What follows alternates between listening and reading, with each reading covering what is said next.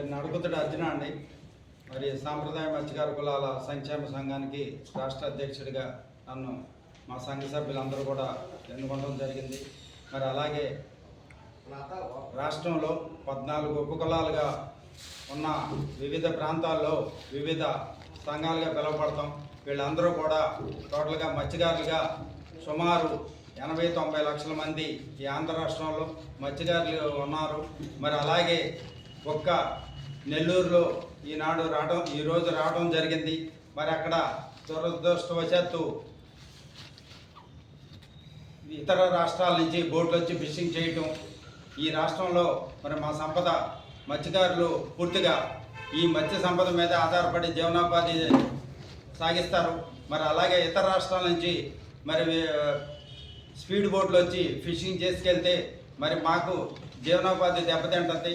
మరి అలాగే దానికి మరి రాష్ట్ర మంత్రివర్యులు కొల్లూరు రవీంద్ర గారు, మరి అలాగే మన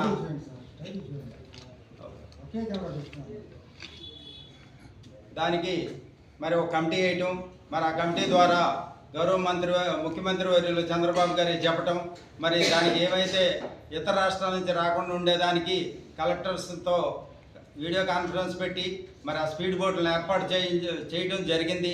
మరి అది బహుశా ఒకటి వచ్చింది, ఇంకో 3 రావాలి.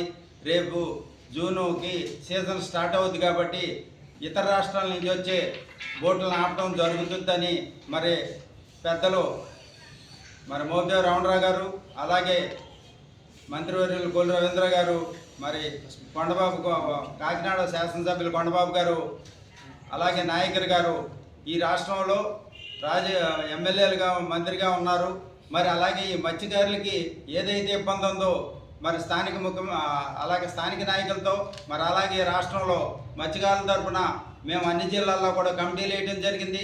ఏ జిల్లాలో ఏ సమస్య ఉన్నా మేము పెద్దల దృష్టికి తీసుకెళ్ళటం, వాళ్ళు మరి ముఖ్యమంత్రి వర్యులతో మాట్లాడి ఆ సమస్యని సాల్వ్ చేసే ప్రయత్నం జరుగుతుంది.